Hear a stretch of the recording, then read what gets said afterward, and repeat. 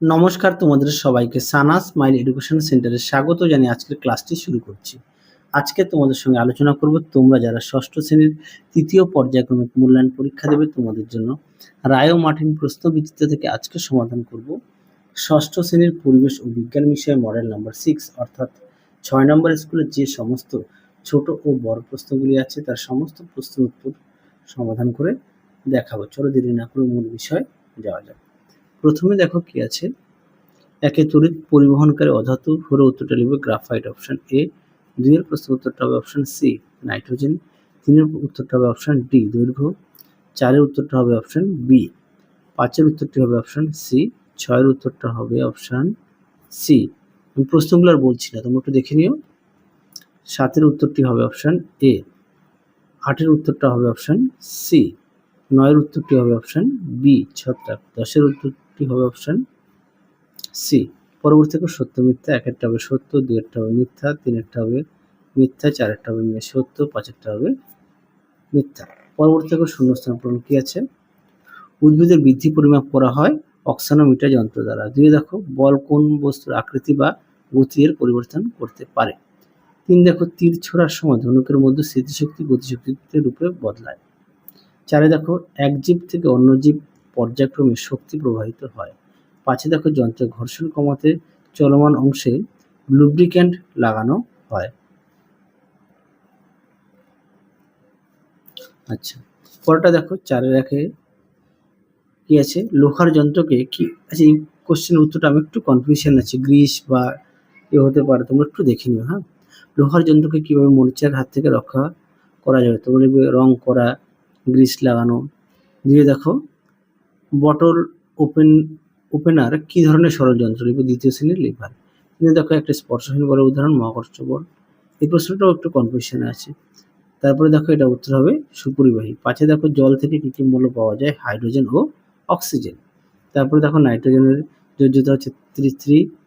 মানুষের হাত কোন শ্রেণীর লিভার, উত্তরটা লিখবে তৃতীয় শ্রেণীর। 8 দেখো বীজ অনুসারে পাইন কোন জাতীয় উদ্ভিদ, উত্তরটা লিখবে নগ্নবীজী উদ্ভিদ। 9 দেখো ধানের বীজ কটি বীজপত্র থাকে, উত্তরটা লিখবে 1টি। 10 দেখো কোন পিঁপড়েরা যুদ্ধে পটু, উত্তরটা লিখবে সৈনিক পিঁপড়েরা। পরবর্তী প্রশ্ন দেখো 5 পিঁপড়ে সমাজে এক একটা পরিবার কাদের নিয়ে গঠিত, এটা পাঠ্যবইতে 159 পেজে আছে, একটু দেখে নিও।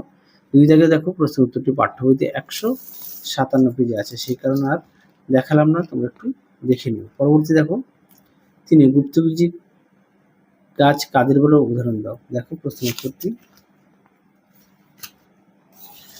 দেখো উত্তর,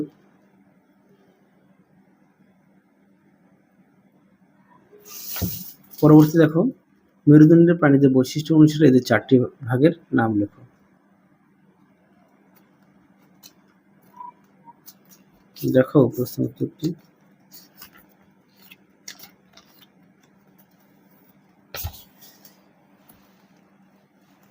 তোমরা এখান থেকে 4টি বৈশিষ্ট্য দেবে। পরবর্তী দেখো কি আছে, গতিশীল বস্তু বলতে কি বোঝায়, দেখো প্রশ্নের উত্তর।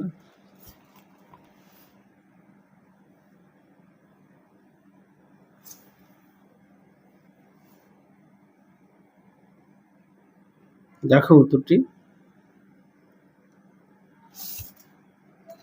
পরবর্তী দেখো কি আছে, নতদলের সুবিধা কখন বেশি হয়, এটা পাঠ্যবইতে তোমার আছে 137 পেজে। পরেরটা দেখো সৌরদিন কি, এই প্রশ্নের উত্তরটি তোমাদের 5 নম্বর মডেল সেটে দেখানো আছে, এছাড়া পাঠ্যবইতে 69 পেজে আছে, দেখে নিও।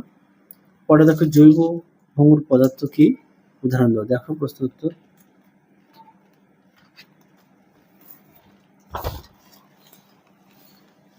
জৈব ভঙ্গুর, দেখো জৈব ভঙ্গুর এখান থেকে লিখবে,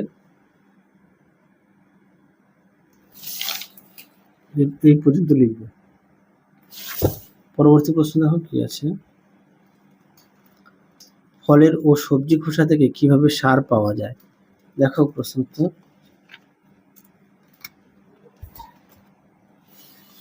দেখো আনাজের খোসা ও পচা ফল, উত্তরটি এখান থেকে এই অবধি লিখবে, এখান থেকে এই অবধি লিখবে। পরবর্তী দেখো কি আছে, কারখানা ও ব্যবসা, এটা তোমাদের আচ্ছা, কারখানাটা কি হবে, কারখানা ও ব্যবসা থেকে তৈরি বর্জ্য পদার্থগুলোর নাম লেখো। কারখানা থেকে কি আছে, ক্যাডমিয়াম ও পোড়ামোবিল, তারপরে লিখবে আর ব্যবসা থেকে হচ্ছে ব্যাগ, চামড়া, প্যাকেট, বর্জ্য পদার্থগুলি পাওয়া যায়। আচ্ছা, তিমি মাছ নয় কেন? তিমি মাছ নয় কেন এটা পাঠ্য বইতে 173 পেজে আছে, একটু দেখে নিও। তিমি মাছের ওখানেই আছে, আর সেই কারণে দেখালাম না। পরে দেখো অক্সিজেনের দুটি ব্যবহার লেখো, এই প্রশ্নের পাঠ্য বইতে 44 পেজে ছকের মধ্যে আছে, একটু দেখে নিও। পরে দেখো লিভারের আলম্ব কাকে বলে? চলো এই প্রশ্নের উত্তরটা একটু দেখিয়ে দিই তোমাদের।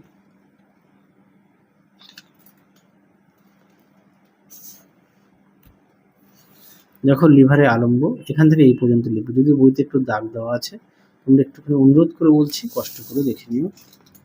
পরবর্তী দেখো 6 দাগের প্রশ্নটা দেখো, আমি তোমাদের উত্তরটা দেখাই, প্রশ্নটা একটু দেখে নিও।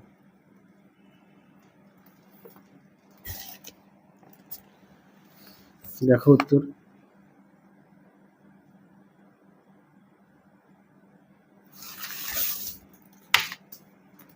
পরবর্তী দেখো 2 দাগ,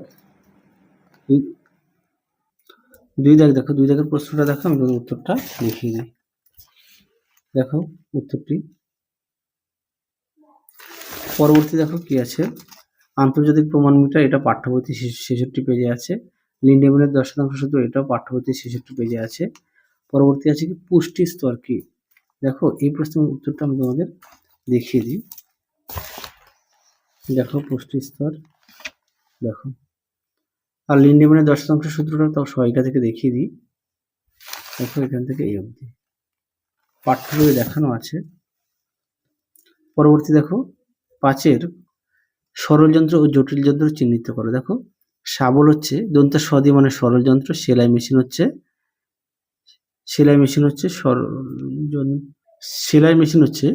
জটিল যন্ত্র, ছাপার যন্ত্র হচ্ছে জটিল যন্ত্র, কলম হচ্ছে সরল যন্ত্র, সূচ হচ্ছে সরল যন্ত্র, আর ফ্যান হচ্ছে জটিল যন্ত্র। বর্গী জ দিয়ে জটিল যন্ত্র, আর দন্ত্য স দিয়ে সরল যন্ত্র। তোমরা একটুখানি শর্টকাট একটু দেখে নিও।